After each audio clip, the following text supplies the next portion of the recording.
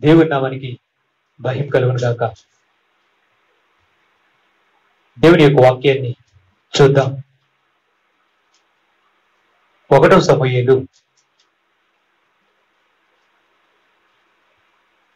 17వ అధ్యాయం 43వ వచనం నుంచి చదువుతున్నాను. ఫిలిష్తీయుడు కర్ర తీసుకొని, నీవు నా మీదికి వచ్చుచున్నావే, నేను కుక్కనా అని దావీదుతో చెప్పి తన దేవతల పేరిట దావీదును శపించు. నా దగ్గరకు రమ్ము, నీ మాంసమును ఆకాశ పక్షులకును భూ మృగములకును ఇచ్చివేతునని ఆ ఫిలిష్తీయుడు దావీదుతో అనగా, దావీదు, నీవు కత్తియు ఈటియు బల్లెమును ధరించుకొని నా మీదకు వచ్చుచున్నావు. అయితే నీవు తిరస్కరించిన ఇశ్రాయేలుల సైన్యములకు అధిపతి యెహోవా పేరిట నేను నీ మీదికి వచ్చుచున్నాను. ఈ దినమున యెహోవా నిన్ను నా చేతికి అప్పగించును. నేను నిన్ను చంపి నీ తల తెగవేతును. ఇశ్రాయేలులో దేవుడు ఉన్నాడని లోక నివాసులందరూ తెలుసుకున్నట్లు నేను ఈ దినమున ఫిలిష్తీయుల యొక్క కళేబరములను ఆకాశ పక్షులకును భూ మృగములకును ఇద్దరు. దేవుని యొక్క వాక్యాన్ని విన్నారు కదా. ఈ సమూహం మనకు తెలిసిందే. గొలియాతు అంటే ఆ ఫిలిష్తీయుడు దావీదుతో ఇలా అంటున్నాడు, నువ్వు కర్ర తీసుకొని నన్ను చంపేద్దామని వస్తున్నావు. నేనేమైనా కర్రతో కొడితే పారిపోయి కుక్కలా కనిపిస్తున్నానా? నువ్వు నన్నేం చేయగలవు అని మాట్లాడి ఆ ఫిలిష్తీయుడు అంటే ఆ గొలియాతు దావీదును తన దేవతల పేరిట శపించాడంట. అప్పుడు దావీదు ఏం మాట్లాడాడో చూడండి. నీవు కత్తియు ఈటయు బల్లెమును ధరించుకొని నా మీదకి వస్తున్నావు. నీవు తిరస్కరించిన ఇశ్రాయేలు సైన్యములకు అధిపతియగు యెహోవా పేరిట నేను నీ మీదికి వచ్చుచున్నాను. చూడండి, మనం మాట్లాడుతుండేటప్పుడు కానీ ఏదైనా ఒక పని తలంచినప్పుడు కానీ ఏదైనా ఒకటి చేయాలనుకునేటప్పుడు మనం ఏమని మాట్లాడుతుంటాం? మీ మాటలను మీరు జాగ్రత్తగా పరిశీలన చేసి చూస్తే మీ మాటల్లో మీకు లోపాలు కనిపిస్తాయి. మనం ఎదుటివారి మాటల్లో తప్పులను లోపాలను పట్టుకున్నాము అని గొప్ప సంబరపడిపోతుంటాం. నిజానికి మన మాటల్లో ఎన్నో లోపాలు, ఎన్నో దోషాలు కనిపిస్తూ ఉంటాయి. మనం జాగ్రత్తగా పరిశీలన చేసి మన మాటలను మనము జాగ్రత్తగా గమనిస్తే మన మాటల్లో కొన్ని లోపాలు కనిపిస్తుంటాయి. వాటిని మనం సరిదిద్దుకోవాలి. దావీదు మాట్లాడుతున్న మాటలను చూడండి. దావీదు ఆ గొలియాతుతో మాట్లాడుతుండేటప్పుడు ఏమన్నాడు? ఓ ఫిలిస్తీయుడా, ఓ గొలియాతా, నీవు నా ప్రజలను అంటే ఇశ్రాయేలీలను తృణీకరిస్తున్నావు, వారిని అపహేళన చేస్తున్నావు. కానీ నేనైతే నువ్వు ఏ ప్రజలనైతే తృణీకరించావో ఆ ప్రజల దేవుడును సజీవుడును అయినా ఆ యెహోవా పేరిట నేను ఈరోజు వస్తున్నాను నీ మీద యుద్ధం చేయడానికి. చూడండి, మన మాటల్లో మన క్రియల్లో మన దేవుడిని మధ్యలో పెట్టి దేవుని నామాన్ని ఉపయోగించి మాట్లాడుతూ ఉన్నామా? మనం ఏదైనా ఒకటి తలంచినప్పుడు మనం మన ప్రభు అయిన క్రీస్తు నామమును మధ్యలో పెట్టి మాట్లాడుతున్నామా లేదా? మీ మాటలను బాగుగా పరిశీలించి చూడండి. మీరు జాగ్రత్తగా పరిశీలిస్తే మీరు బహుశా ఇలా మాట్లాడుతూ ఉన్నారేమో, నేను నీకు ఇది చేస్తాను, ఏం చేయమంటావు, నీ గురించి నీ సమస్య తీర్చడానికి నన్నేం చేయమంటావు, నేను రేపు అక్కడికి వెళ్ళి ఇలా చేస్తాను, లేదా నేను ఇలా చేయాలనుకుంటున్నాను అని మీ సంభాషణలో మీ మాటల్లో మీరు గమనించే ఉంటారు. ఇక్కడే పొరపాటు జరుగుతూ ఉంది. మీరు అలా మాట్లాడుతూ ఉంటే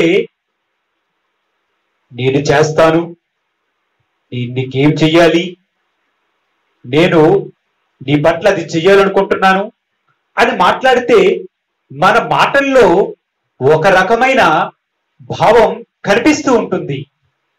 ఒక్కొక్కసారి నీ ఒక అధికారిలాగా, నీ వల్లనే అన్ని సాధ్యమైనట్లుగా నీవు తలుస్తూ మాట్లాడుతున్నట్లుగా అక్కడ కనిపిస్తూ ఉంటుంది. ఇంకొకసారి నీ మాటలను పరిశీలన చేస్తే రేపంతా నీ చేతిలో ఉన్నట్టుగా, భవిష్యత్తు అంతా నీ ఆధీనంలో ఉన్నట్లుగానే, నీవు తలుచుకుంటే ఏదైనా చేయగలవు అన్నట్లుగానే ఇలాంటి భావం నీ మాటల్లో కనిపిస్తూ ఉంటుంది. ఇది సరైనదేనా? మీకున్న సామర్థ్యం గాని, మీకున్న తెలివితేటలు గాని, మీకున్న జ్ఞానం గాని అది మీద? దేవుడు తన వాక్యంలో చెప్పాడు, మీరు మీ తల వెంట్రుకలను నలుపుగానైనా తెలుపుగానైనా చెయ్యలేరు. మిక్కిలి అల్పమైన సంగతులు మీ చేత కాకపోతే మీరు పెద్ద పెద్ద విషయాలను ఎలా చేయగలుగుతారు? చూడండి, దావీదు మాట్లాడుతూ ఉన్నాడు ఆ గొలియాతుతో, దేవుని నామమున నీ మీదకి నేను వస్తున్నాను. నువ్వు ఏ ప్రజలైతే తృణీకరిస్తున్నావో ఆ దేవుని నామములో నీ మీదకి యుద్ధం చేయడానికి నేను వస్తున్నాను. నీ తల నరికి వేస్తాను. నీ ప్రజల కళేబరములు ఈరోజు ఆకాశ పక్షులకు, భూజంతువులకి ఆహారం అయిపోతాయి అన్నట్లుగా మాట్లాడాడు దావీదు. దావీదు మాట్లాడుతుండేటప్పుడు తన మాటల్లో ఎవరిని ఉంచి మాట్లాడుతున్నాడు? ప్రభు అయిన దేవుడిని మధ్యలో ఉంచి ఆ యుద్ధానికి వెళ్ళబోతుండేటప్పుడు, లేదా ఆ కార్యాన్ని చేబూనినప్పుడు ప్రభు యొక్క నామమును మధ్యలో పెట్టి మాట్లాడాడు. నా వల్ల ఏమి కాదు, నాకు శక్తి సామర్థ్యాలు లేవు, బహుశా ఆ జంతువును ఈ జంతువును చెప్పగలిగాను అంటే అది కేవలం నా ప్రభు అయిన దేవుడు నాకిచ్చినటువంటి బలము చేతనే తప్ప నా శక్తి సామర్థ్యాల వల్ల కాదు. ఈరోజు ఇదిగో నేను వస్తున్నాను. ఈ గొలియాతుని చూసి అందరూ భయపడుతున్నారే, ఇతని మాటలు చూచి అందరూ గడగడ వణుకుచున్నారే. ఈ సున్నతి లేని ఈ ఫిలిస్తీయుడు మాట్లాడుతూ ఉంటే జీవము గల దేవుని కలిగినటువంటి నా ప్రజలు వణికిపోతున్నారే, వారు ఓడిపోతారేమని భయంతో ఉన్నారే. ఇంటి వారిని ఎదుర్కొనుటకు నాకు కూడా ఏ సామర్థ్యం లేదు గాని నా ప్రభు అయిన దేవునికి సమస్తము సాధ్యం. యుద్ధము యెహోవాదే అని దేవుని నామమును ఉచ్చరించి దేవుణ్ణి పేరట వస్తున్నానని చెప్పాడు. చూడండి, మనం చేసే ఆలోచనల్లో, మనము చేయబోయే పనుల్లో, మనం చేస్తున్న క్రియల్లో యేసుక్రీస్తు ఉండాలి. యేసును నీవు తేవాలి. యేసును నీ మధ్యలో పెట్టి నీవు మాట్లాడాలి.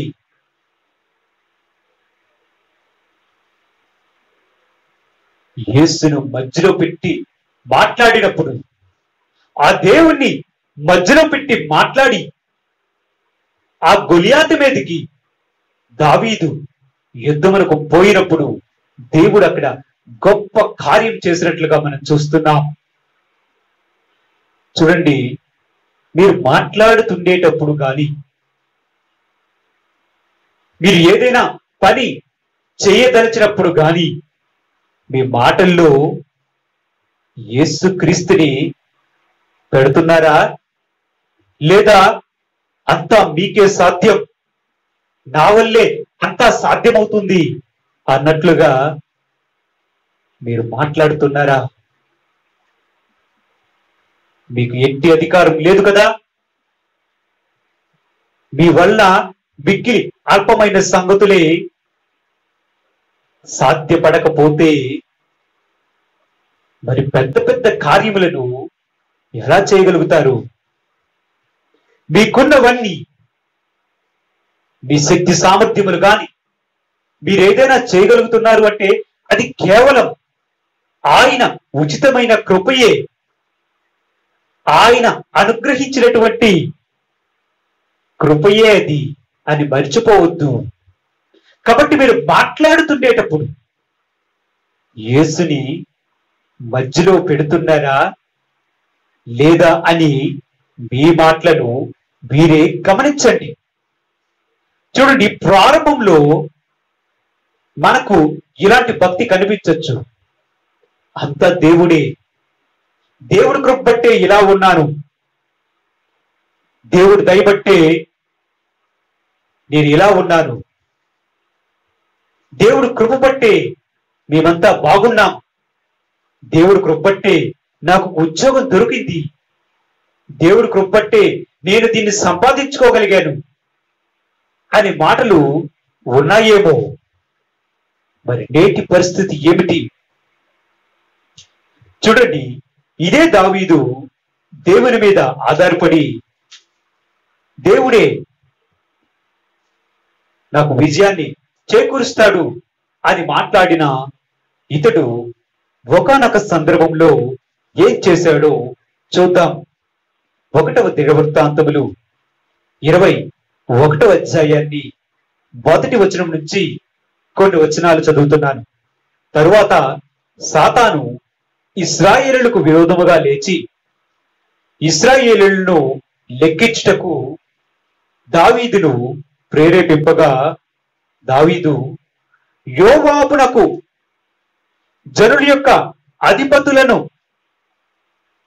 మీరు వెళ్ళి బెయేర్షెబా మొదలుకొని దాను వరకు ఉండు ఇశ్రాయేలును ఇచ్చి వారి సంఖ్య నాకు తెలియజేయుటకై నా యొద్దకు దాన్ని తీసుకొని రండి అని ఆజ్ఞ ఇచ్చాడంట. అప్పుడు చూడండి, అందుకు యోవాబు, రాజా, నా ఏలినవాడా, యెహోవా తన జనులను ఇప్పుడు ఉన్నవారి కంటే 100 అంతలు ఎక్కువ మందిని చేయునుగాక. వారందరూ నా ఏలినవాని దాసులు కారా? నా ఏలినవానికి ఈ విచారము ఎలా? ఇది జరగవలసిన హేతువు ఏమి? జరిగిన ఎడల ఇశ్రాయేలులకు శిక్ష కలుగునని మనవి చేశాడు. ఇక్కడ దావీదు ఉన్నాడు. ఏ దావీదైతే గొలియాతు మీదకి యుద్ధము చేయబోయినప్పుడు యెహోవా నామమున వెళ్ళి విజయాన్ని సాధించాడు, అదే దావీదు ఇక్కడ చేస్తున్న పనిని చూడండి. దావీదుకి ఒక తలంపు పుట్టింది. అది ఏంటంటే, నా రాజ్యంలో ఇశ్రాయేలీలు ఎంతమంది ఉన్నారు నేను తెలుసుకోవాలి అనుకుంటున్నాను. కాబట్టి అతడు యోవాబును పిలిచాడు. పిలిచి, ఈ బెయేర్షెబా అని ఈ పట్టణం నుంచి ఆ దాను వరకు వెళ్ళి ఎంతమంది మన ప్రజలు ఉన్నారు, ఎంతమంది ఇశ్రాయేలీలు ఉన్నారో లెక్క పట్టుకొని రండి, నేను తెలుసుకోవాలి అని చెప్పాడు. ఇంతకీ దావీదు గారు ఎందుకు లెక్క పెట్టాలనుకున్నాడు? ఎందుకు లెక్క పెట్టాలనుకున్నాడు? బహుశా మనం ఇలాగనుకోవచ్చు, ప్రజల సంఖ్య ఎంత ఎక్కువగా ఉంటే అంత బలముగా మనం శత్రువులను హడలెత్తించవచ్చు.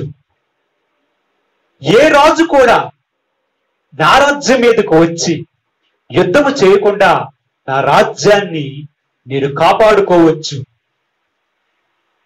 కాల్బలం ఎంత, గుర్రములు ఎన్ని, రథములు ఎన్ని ఉంచాలి, బహుశా యుద్ధానికి సంబంధించినటువంటి ఆలోచన దావీదు మనస్సులో మెదులుతూ ఉందేమో.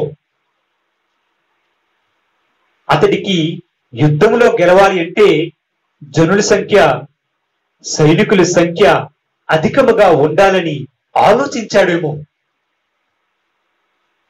కాబట్టి నేను నా జనుల సంఖ్య ఎంత నేను తెలుసుకోవాలి అని ఆలోచన చేశాడు. చూడండి, ఈ కార్యమును తలంచినప్పుడు దావీదు మాటల్లో దేవుడు ఏడి? దావీదు మాటల్లో ప్రభువైన యేసు ఎక్కడ ఉన్నాడు? ఈ కార్యక్రమాన్ని తలపోసినప్పుడు, దేవుడా, నీ పేరిట నేను జనుల సంఖ్యను లెక్క పెట్టడానికి వెళ్తున్నాను అని ఏమైనా అన్నాడా?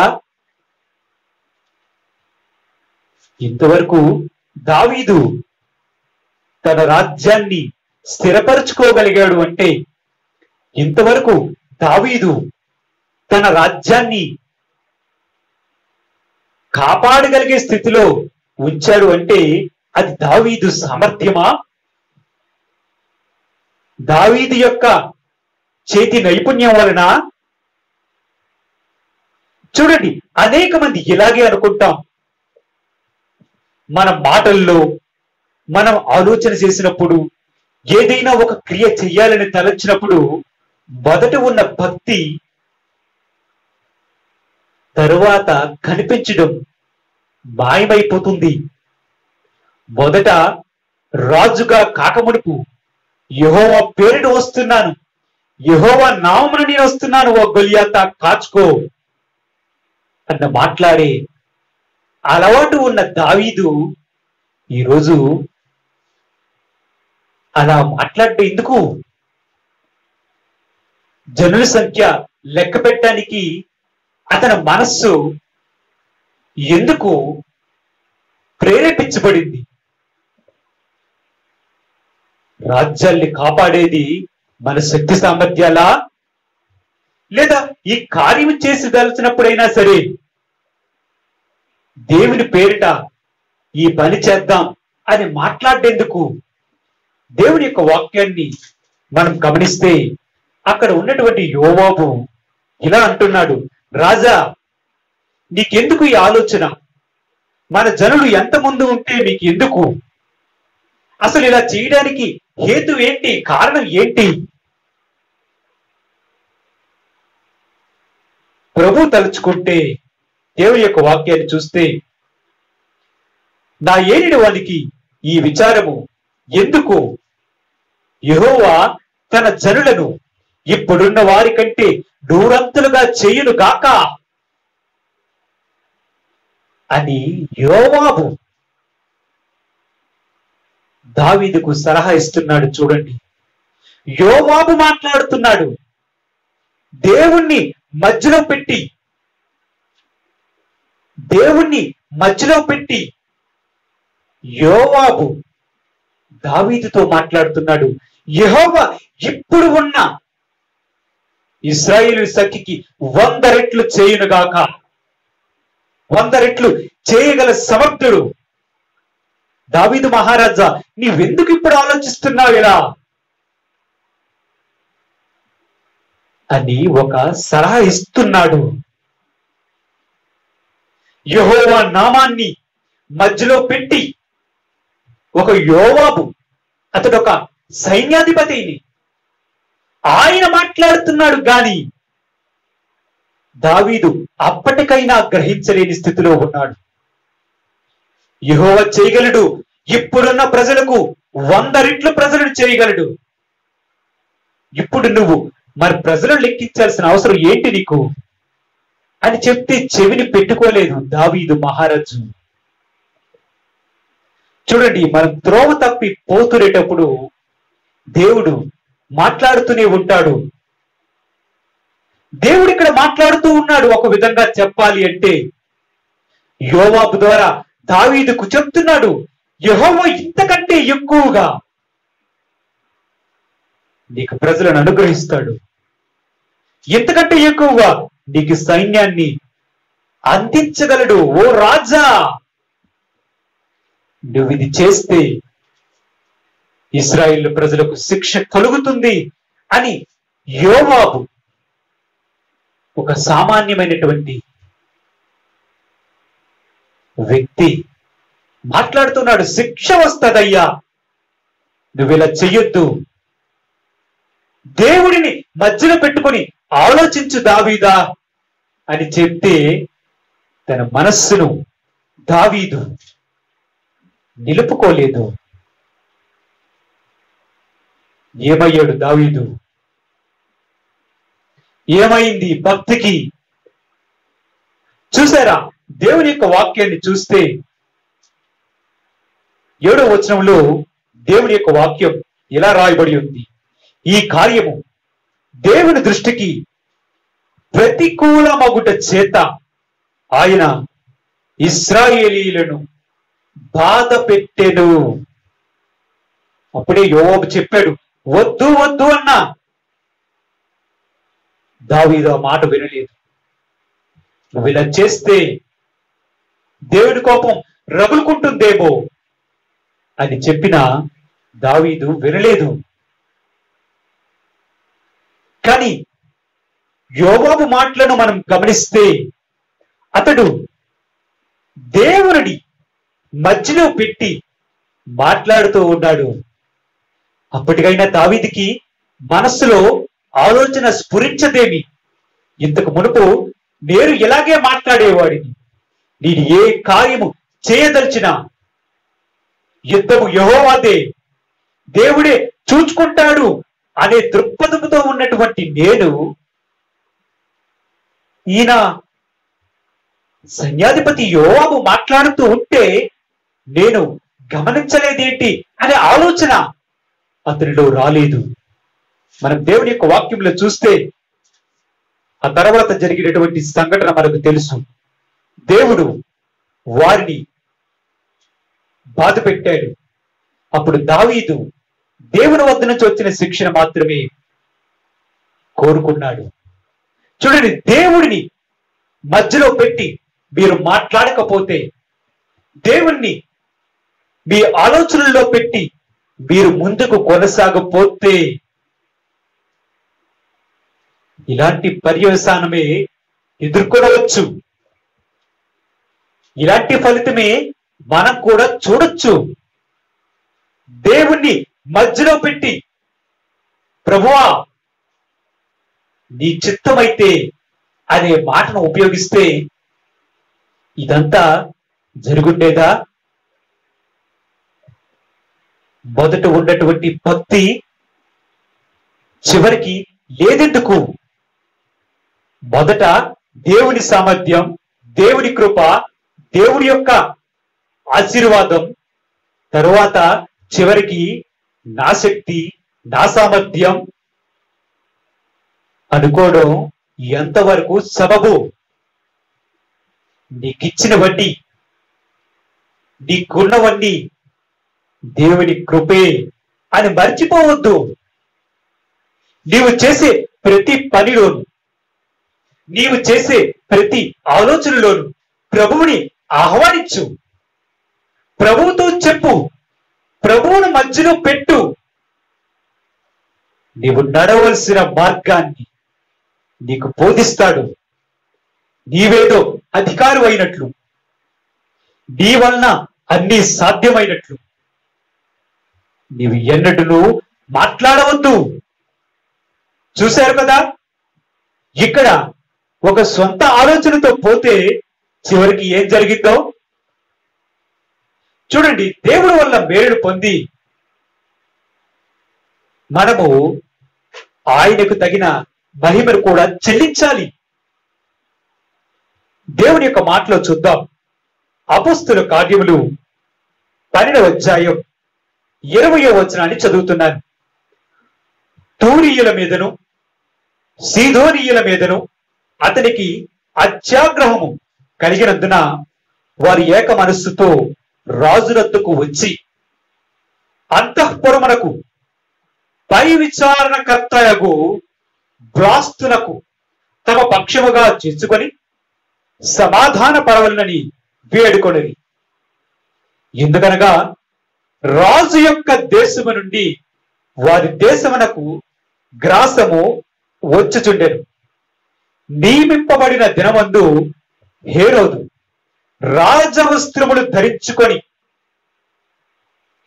న్యాయపీఠము మీద కూర్చుండి వారి ఎదుట ఉపన్యాసము చేయగా జనులు ఇది దైవస్వరమే కాని మానవ స్వరము కాదని కేకలు వేసిరి. అతడు దేవునిని మహిమ పరచనందున వెంటనే ప్రభు దూత అతనిని మొత్తెను గనుక పురుగులు పడి ప్రాణము విడిచెను. ఈ హేరోదు మహారాజు ఒకరోజు ప్రసంగిస్తూ ఉన్నాడు. రాజవస్త్రములు ధరించుకున్నాడు, న్యాయపీఠం మీద కూర్చున్నాడు. ప్రజలందరూ అతని ముందు ఉంటే తూరీయులు సీదోనీయులు ప్రజలు అతని ముందు ఉన్నారు. ఇతను ప్రసంగిస్తూ ఉంటే వారు పొగడడం ప్రారంభించారు. ఆహా, ఇది దైవ స్వరమే కాని మానవ స్వరము కాదు అని చెప్పారు. దైవస్వరమే, ఎంత చక్కగా మాట్లాడుతున్నాడని పొగడ్డం ప్రారంభించారు. వెంటనే అతడు దేవుని మహిమపరచునందున దేవుని దూత, ప్రభువు దూత అతన్ని మొత్తిందంట. ఇతడు చక్కగా మాట్లాడగలుగుతున్నాడు అంటే ఇతనికి ఆ సామర్థ్యాన్ని ఇచ్చింది ఎవరు? ఇతడు చక్కగా న్యాయపీఠం మీద నిలుచుని అధికారాన్ని ఉపయోగించి జనుల ఎదుట మాట్లాడుతూ ఉన్నప్పుడు అతనికి ఆ సామర్థ్యాన్ని అనుగ్రహించింది ఎవరు? ఇది ఇతని సొంత సామర్థ్యమా? ఇతని సొంత సామర్థ్యం అయితే ప్రభుదూత వచ్చి అతన్ని మొత్తవలసిన అవసరం ఏముంది? గమనించండి, మనం చేస్తున్న పనిలో విజయం సాధించామంటే దానిలో దేవుడు కనిపించాలి. మనం చేస్తున్న పనిలో ముందుకు కొనసాగామంటే ఇది దేవుని కృప అని చెప్పాలి. యేసుని మధ్యలో పెట్టి నువ్వు మాట్లాడాలి. నీ సొంత సామర్థ్యం అని హెచ్చులకు పోతున్నారేమో, జాగ్రత్త. నీకేదైనా ఉన్నది అంటే అది కేవలం క్రీస్తు యొక్క కృప మాత్రమే. అనేక మంది విశ్వాసులు వారు స్థిరపడిన తర్వాత వారికి ఉద్యోగము, భార్యలు, వివాహాలు వారి కుటుంబాల్లో జరుగుతునేటప్పుడు వారు సంతానాభివృద్ధి పొంది వారికి ముందుకు కొనసాగబోతునేటప్పుడు దేవుని మరిచి ఆహా ఇది నా సొంత శక్తే, ఆహా ఇది కేవలము నా గొప్పతనమే అనుకుంటున్నారేమో, జాగ్రత్త. మీకున్నవన్నీ ప్రభు అనుగ్రహించినవి. మీకున్నవన్నీ ఆయన కృప వల్ల మాత్రమే కలిగినవి. ఈ హేరోదు రాజు ఆ ప్రసంగించిన తర్వాత జనులు పొగిడినప్పుడు దేవునికి స్తోత్రం, ఏ యోగ్యత లేనటువంటి నాకు ఈ అధికారాన్ని ఇచ్చాడు, నేను ఈరోజు మాట్లాడగలుగుతున్నాను అంటే, ఈరోజు న్యాయపీఠం ఎదుట నిలబడి ఉన్నాను అంటే ఆ పరమ దేవుని కృపయే అని మాట్లాడు ఉంటే తన ప్రాణాన్ని పోగొట్టుకునేవాడా? మన క్రియలలో, మన విజయాలలో, మనము సాధించిన వాటిలో నీవు యేసుని ఉంచుతున్నావా? లేదా నిన్ను కరుణించిన ప్రభువుని తృణీకరించి మర్చిపోతున్నావా? ఇంకా విచిత్రమైన విషయం ఏంటంటే ప్రజలు ఎవరి మట్టుకు వారి ఆలోచన చేసుకుంటూ ఏదో సాధించేద్దాం అనుకుంటున్నారు. తమ మాటల చేత, తమ ఆలోచనల చేత, తమ క్రియల చేత ఏదో సాధిద్దాం అని వారి మట్టుకు వారే ప్రణాళికలను, ప్లాన్స్ ను ఏర్పాటు చేసుకుంటున్నారు. దేవుని యొక్క వాక్యాన్ని చూద్దాం.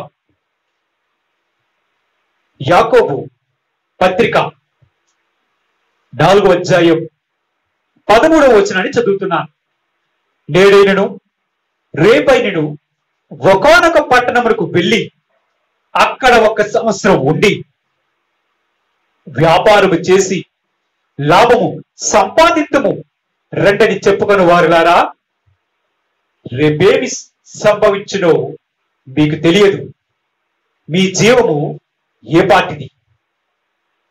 మీరు కొంతసేపు కనబడి అంతలో మాయమైపోవు ఆవిరి వంటి వారే. కనుక ప్రభువు చిత్తమైతే మనము బ్రతికి ఉండి ఇది అది చేతుమని చెప్పుకొనవలెను. దేవుని యొక్క వాక్యాన్ని చూడండి, ఎంత స్పష్టముగా విశ్వాసులకు తెలియజేస్తున్నారు. ఈ రోజు గాని రేపు గాని ఒక పట్టణానికి పోదాం, అక్కడ వ్యాపారం చేద్దాం, అక్కడ లాభం సంపాదించుకుందాం అని చెప్పుకుంటున్నారు. అట్టి వారితో ప్రభు ఏం చెప్తున్నాడు? మీ జీవము ఏ పాటిది? మీరు కొత్తలో కనిపించి అంతలో మాయమైపోయే ఆవిరి వంటి వారు. రేపేం జరుగుతుందో మీకు తెలియదు. అట్టిది చిన్న విషయమే మీరు తెలుసుకోలేరు. మీరు వ్యాపారం చేద్దామని మీ మట్టుకు మీరే ఆలోచించుకుంటున్నారు. ఏ పట్టణం పోవాలో మీరే ఆలోచించుకుంటున్నారు. లాభం వస్తుందని మీరే ఆలోచించుకుంటున్నారు. ఆ పట్టణంలో 1 సంవత్సరం ఉందాం అని మీరే ఆలోచించుకుంటున్నారు. ఇంటి వారితో ప్రభు చెప్తున్న మాట చూడండి. రేపేం జరుగుతుందో మీకు తెలుసా? మీ జీవం ఏ పాటిది? మీరు ఆవిరి వంటి వారు. కొంతసేపు కనిపిస్తారు, ఇందులోనే మాయమైపోతారు.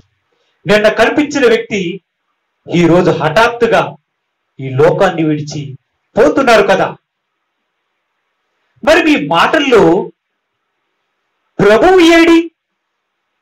మీరు ఆ పట్టణానికి పోవాలనుకుంటున్నారు కదా, దానిలో ప్రభువు ఆలోచన ఏది?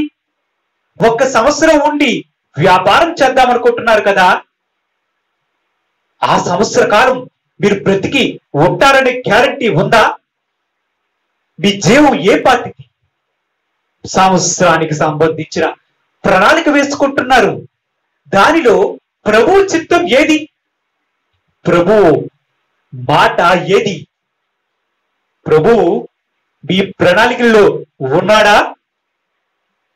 ప్రభువుని మీ ఆలోచనలో ఉంచి మీరు చేస్తున్నారా? ఏ పట్టణానికో వెళ్ళాలని అనుకుంటున్నారంట, దానిలో ప్రభు చిత్తాన్ని అడిగారా? ఆ పట్టణానికి పోతాననుకున్నాడు, వెళ్ళాడు. ఒక అతను, ఏమైందా కుటుంబం? లోతు ఇలాగే ఆ పట్టణానికి పోతాననుకున్నాడు, దేవుని చిత్తాన్ని అడిగాడా? వ్యాపారం చేద్దాము అనుకుంటున్నారు కదా, దేవుని చిత్తాన్ని అడిగారా? అక్కడైతే బాగుంటుంది అనుకుంటున్నారు, దేవుని చిత్తాన్ని అడిగారా? ఇలా చేస్తే బాగుంటుంది అని ఆలోచిస్తున్నారు, దేవుణ్ణి మధ్యలో పెట్టి ఆలోచించారా? 1 సంవత్సరం తర్వాత ఇంత ఇన్వెస్ట్మెంట్ చేస్తే ఇన్ని డబ్బులు వస్తాయి అని అంటున్నారు. రేపు మనం బ్రతికే ఉంటామా? దేవుడేడి? ప్రభు ఎక్కడున్నాడు? మీ మాటల్లో, మీ ఆలోచనల్లో, మీ క్రియల్లో ప్రభువుని మీరు ఉంచుతున్నారా? ఆలోచించండి. దేవుడు ఇచ్చిన కృప బట్టినే నేడు మనం సజీవులుగా ఉన్నాం.